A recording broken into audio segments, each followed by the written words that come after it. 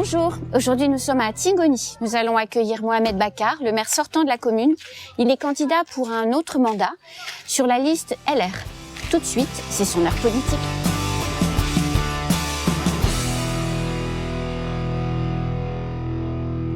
Mohamed Bakar, bonjour. Bonjour. Monsieur le maire de Tingoni, merci de nous accueillir à côté de la mosquée aujourd'hui pour parler de vous, puisque vous êtes candidat pour mars 2020 pour un nouveau mandat de maire.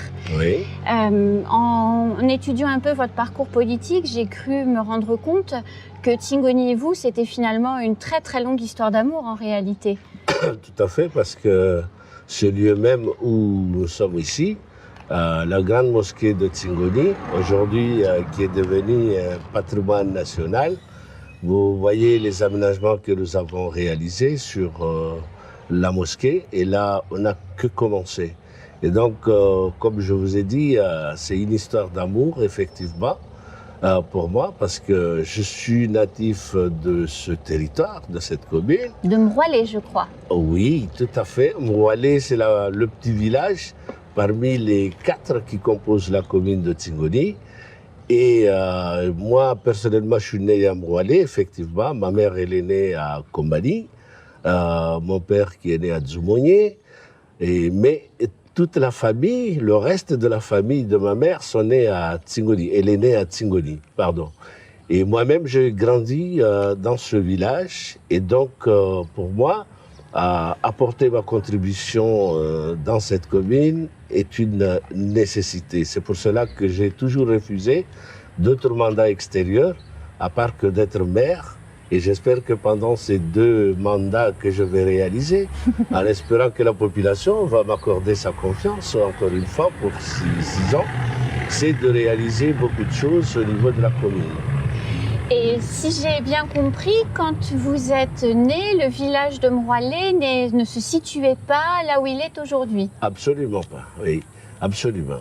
Mroualé se trouvait à un autre endroit, et qu'on a déplacé le village entre Kombani et Tingoni, sachant que Mroualé fait partie des villages d'origine un peu anciens de Mayotte, parce que ça a fait 4 déplacements en fait, le village. Et la population est un peu répartie. Il y a certaines qui sont à Tingoni, d'autres qui étaient à Kombani. Et puis, il y a le reste qui, aujourd'hui, reste à Mroualé. Et alors, pourquoi votre village a été déplacé quand vous étiez petit? Tout simplement pour bénéficier des infrastructures, notamment parce que la route départementale qui a été détournée entre Kombani et Tingoni vers Mtsangamouji, et il y a les installations électriques, l'eau, l'assainissement et tout ça. Et donc, pour pouvoir en bénéficier ça, le village a dû être effectivement déplacé. Alors, si j'ai bien compris, les conditions dans lesquelles ce déplacement s'est effectué vous ont convaincu de vous lancer en politique? En politique, déjà, tout petit, mes parents, j'ai trouvé, ils étaient déjà RPR. Et puis après, c'est depuis la 4e, hein, quand j'étais déjà en 4e, 5e, 4e, j'ai rencontré Ali Souf, qui nous a amenés dans la politique. On a fait la politique ensemble depuis que j'étais au collège. Hein. Et puis je courtoyais Mansour Kamardine, et je connus quelques figures, notamment au niveau national, Jacques Chirac, mon préféré en politique. Vous voyez, donc je me suis déjà retrouvé dedans. Et moi, le parti LR aujourd'hui, c'est toujours mon parti et restera toujours mon parti. Et c'est pas que votre parti, c'est aussi celui de votre famille, je crois. Oui, effectivement, parce que comme je disais, hein, ma mère a toujours été RPR, comme mon père, et le reste de la famille a suivi une famille RPR. Donc une campagne, chez vous, c'est une campagne familiale. Tout le monde est sur le terrain pour vous aider à gagner. Oui, à Mayotte, c'est une des particularités aussi. Même si on voit qu'il y a beaucoup de changements qui se font en dernier temps, mais la famille reste toujours sacrée et qu'elle est plus ou moins derrière leur candidat, leur fils, leur aîné, leur père. On est toujours comme ça.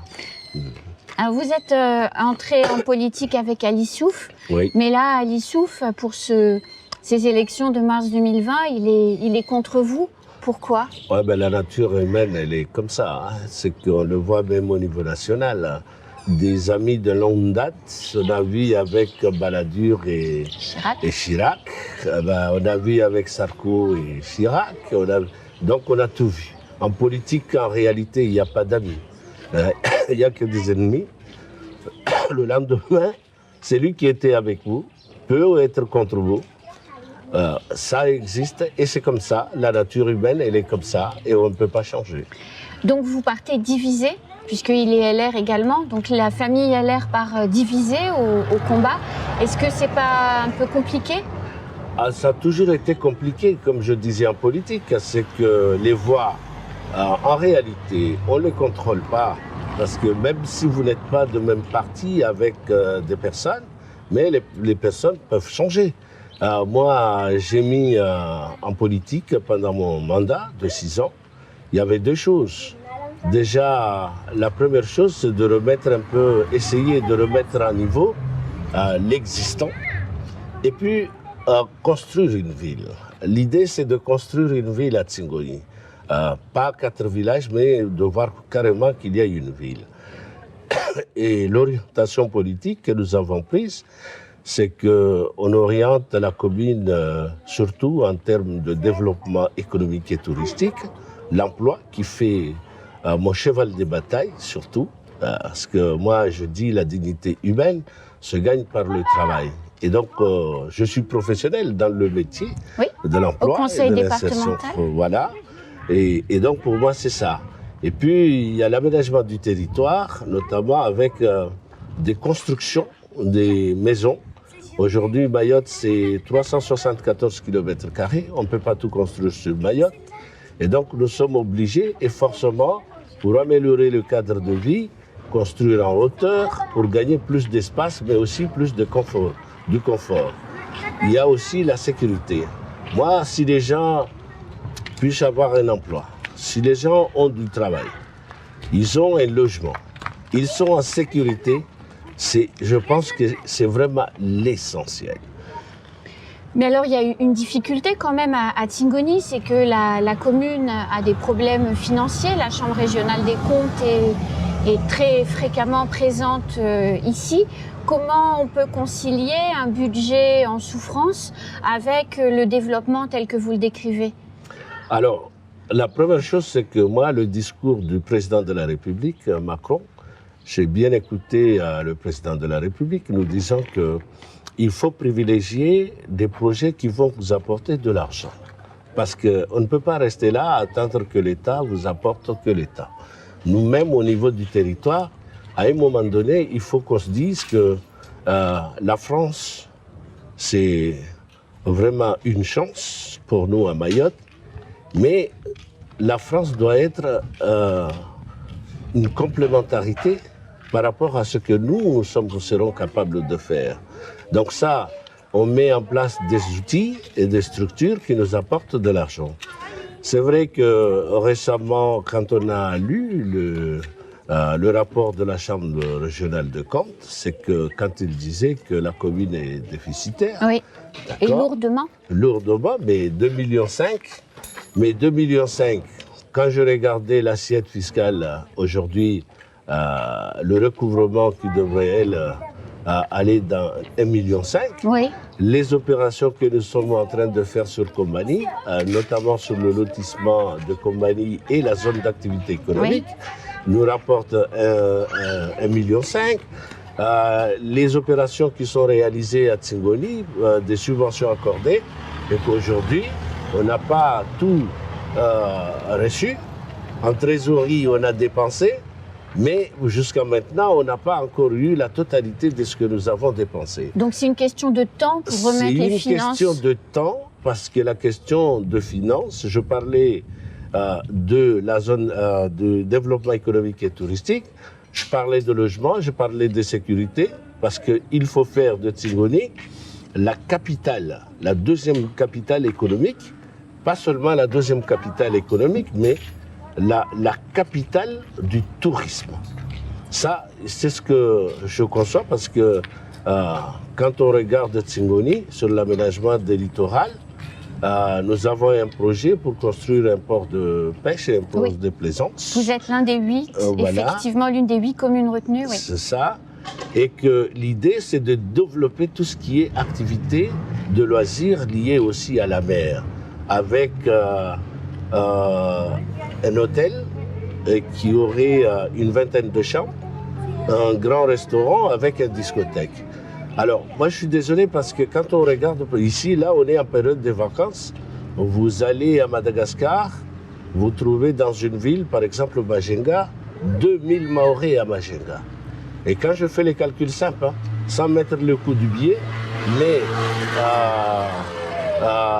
rien que les Maoris qui sont à Majinga, en moyenne, ils dépensent 500 € par personne. Oui. C'est 1 million d'euros qu'on injecte sur l'économie malgache dans une ville pendant 15 jours. Pourquoi ces gens vont tous à Madagascar? Pourquoi ils ne restent pas à Mayotte? Pourquoi on n'arrive pas à attirer les gens? Par manque de structure, parce que les gens ils partent là-bas. Ils mangent bien, ils dorment bien, ils ont les endroits pour s'amuser. Et c'est ce qu'on a envie de faire de Tsingoni pour faire rester les gens ici. Et si je reviens à la question de la Chambre régionale des comptes, il faut aussi voir qu'à Tsingoni, dans notre programme scolaire, nous avons énormément investi dans l'école, notamment sur des travaux de rénovation et de construction. C'est la seule commune à Mayotte jusqu'à aujourd'hui où nous avons construit encore 2 réfectoires qui fonctionnent. Le rythme scolaire, il est appliqué vraiment à 100% sur Tsingoni et ça va de même chose sur les autres villages parce qu'à Mroualé, vous avez vu, on a une belle école qui a été construite avec un réfectoire qui doit se faire. Kombani, c'est pareil avec un réfectoire qui doit se faire. Mirereni, il y a encore des constructions, des rénovations avec un réfectoire. Et à Kombani, le gros lot, c'est le T32 où les travaux devraient démarrer en fin 2019 avec un réfectoire qui fait pratiquement les 400 mètres carrés. Parce que l'école, ce sera la première école européenne. Il y aura au minimum 1000 gamins qui vont à l'école primaire à Kombani. Et donc, vous voyez tous ces investissements. Et quand on entend ça, effectivement, on a l'impression de dire, si la commune aujourd'hui, on dit qu'il y a un déficit, ça se justifie. Ça se justifie. Et en termes d'emploi, je pense que c'est la première fois où il y aurait un maire qui a pris la tâche sur ce volet emploi.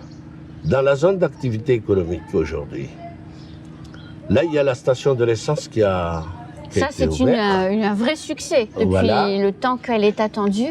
Même si mes collègues qui sont en concurrence avec moi disent que ben oui, mais il n'y a pas des jeunes de la commune qui sont recrutés. Mais c'est la première station de l'essence à Mayotte qui tourne comme celle des métropoles aujourd'hui. Mais il va y avoir un centre commercial qui va se construire. On a déjà signé le permis d'aménager et là, le permis de construire vont être déposés. Il y aura 168 emplois créés directement par le centre commercial. Vous voyez, vous imaginez un peu le nombre de jeunes qui pourraient avoir de l'emploi dans ce secteur. Et c'est là où on a mis la COPAC, la coopérative des agriculteurs de Mayotte. On veut développer le tourisme. Il faut aussi attaquer l'agriculture, mais aussi la pêche. Parce que les gens, quand ils viennent ici, nous-mêmes, on a besoin de manger local.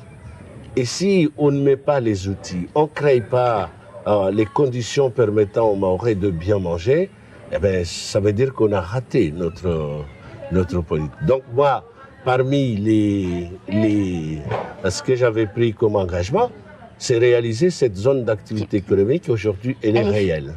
Ouais. Alors Mohamed Bakar, merci.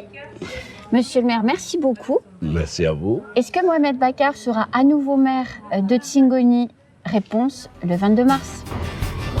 Et donc, continuons sur la zone d'activité. Il va voir le jour.